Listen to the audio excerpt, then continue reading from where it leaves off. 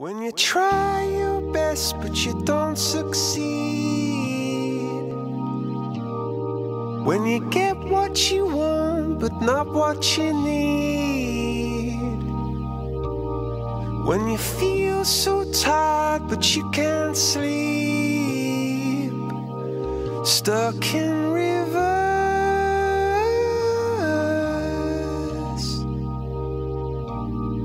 and the tears come streaming down your face, when you lose something you can't replace, when you love someone but it goes to waste, could it be worse?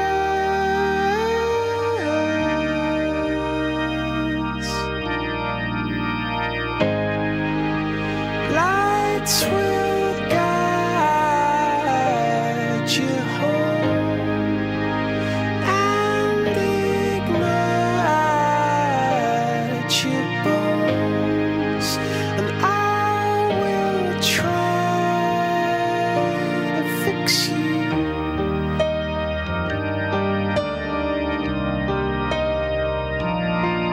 And high up above or down below, when you're too in love to let it go, but if you never try, you'll never know just what you were.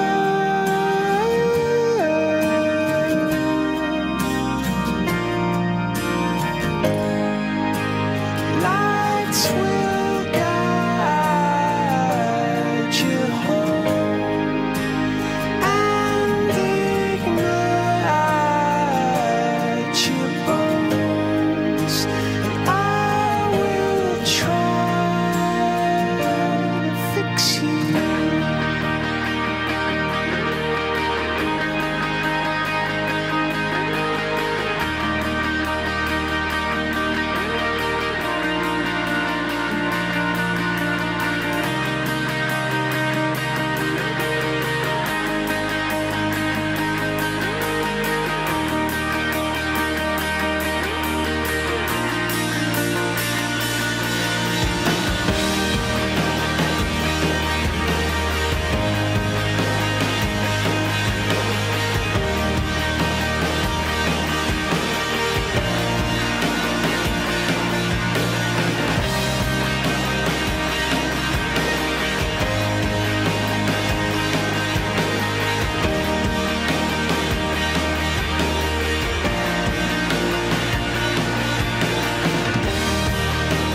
Tears stream down your face when you lose something you cannot replace.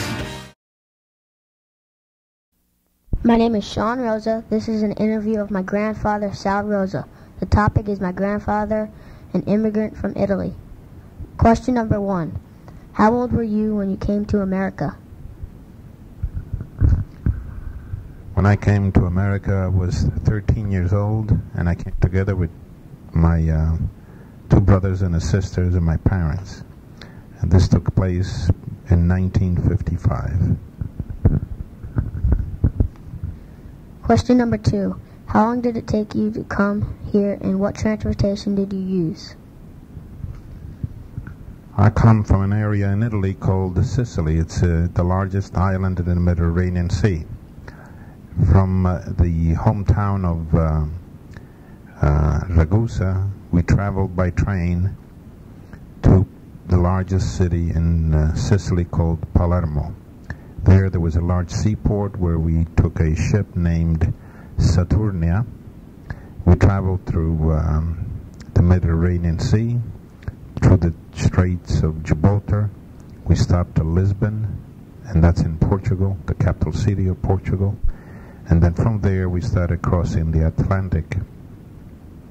We then reached a city in Canada, in Canada, called Halifax, and from there we came down to New York City.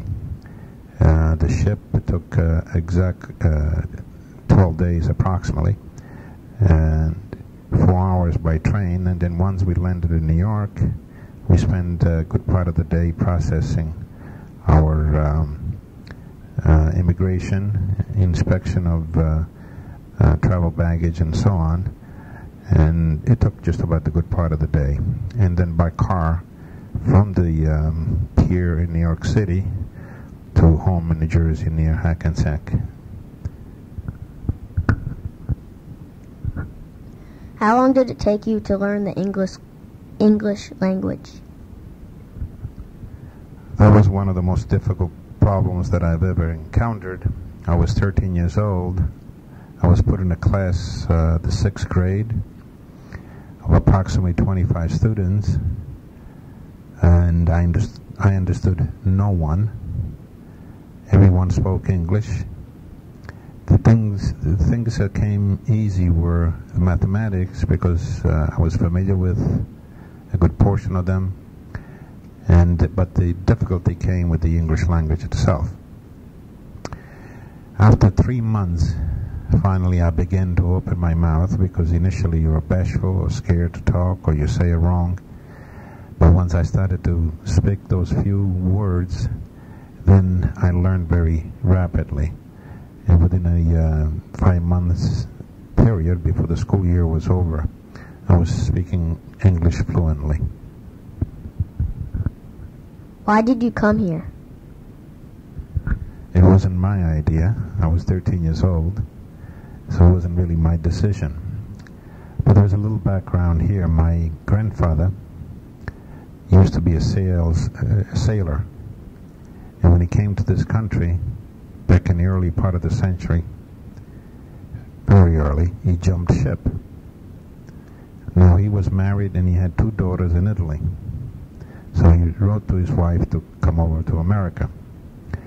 And when she did try to come to America, one of the children did not pass her physical because of her eyes. She had trachoma.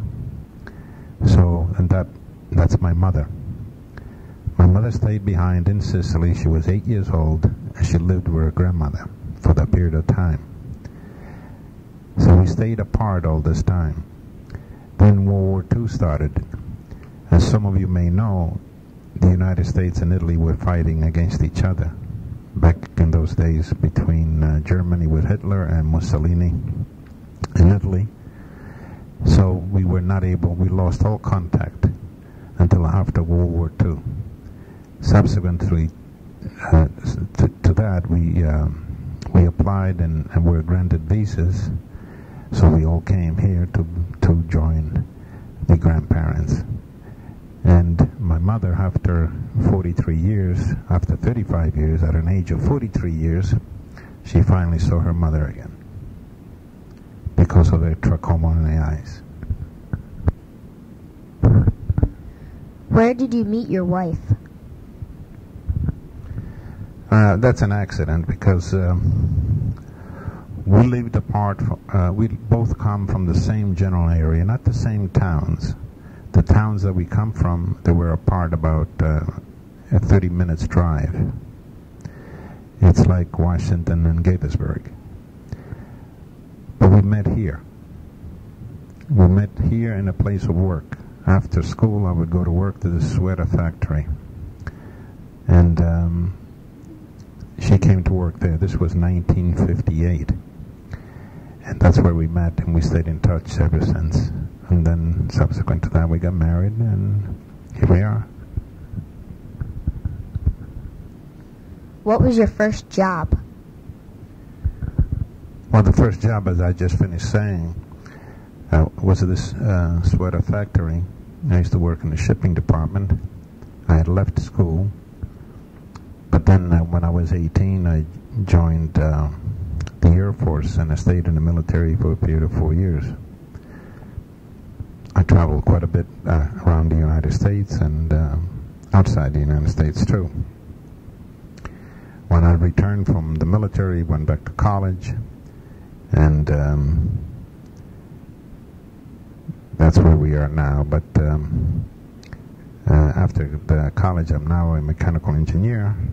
I'm operating and Research and Development Department. Did you ever go back to Italy, and why? I went back to Italy for the first time after 10 years that I had left. Since then, 1965, we have returned, me and my wife, every 2 or 3 years, visiting. And it's generally to visit family. There's still a lot of family members there, and friends, and we continue those ties. Now it's with an airplane in a few hours, relatively few hours. It's an 8-hour flight between New York and Rome. It's certainly a lot shorter than the boat rides, 12 days when I came in 1955, or my grandfather's cross Atlantic, where it took about 25, 29 days at the early part of this century. Which do you like better, Italy or America, and why? Well, when I was 13, I guess I liked Italy a lot, because that's all I knew. Then when I came here, I went to the school system here, went in the military here. I adapted to the language and the culture of the American society. Of course, we still have ties with Italy, but having adjusted to this culture here that we have, although I feel comfortable going back and forth because I still speak the Italian language fluently, read it, and I write it, still my preference is this country. Because once you adjust to this type of social life, that becomes your preference. So the country that I like to live in is the United States of America.